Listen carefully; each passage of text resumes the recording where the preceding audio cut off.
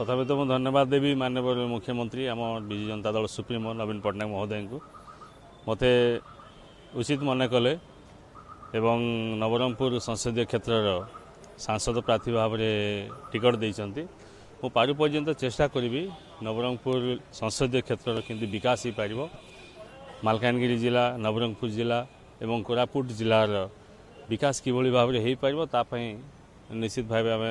आगुरी कम कर बर्तमान सांसद हिसाब से कम कर गोटे सुजोग आसी तेणु से सुजोग को ठीक भाव में केंद्र आम व्यवहार करवा आम पदक्षेप हाँ एमएलए हिसाब से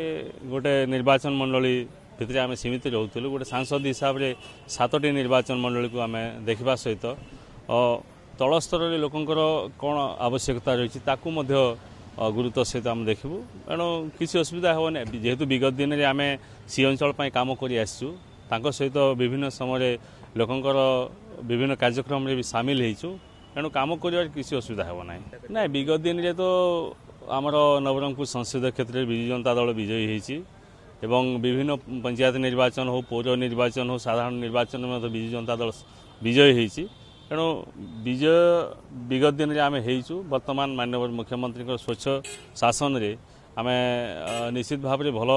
आम कम करवा लोकंर आशाभाजन आम होइचे विजु जनता दल तेणु तलस्तर लोक सहित कम कर किसी असुविधा हेना तेणु पुणी थे आम चेष्टा करूँ से अंचल सामग्री केमती उन्नति हो पार।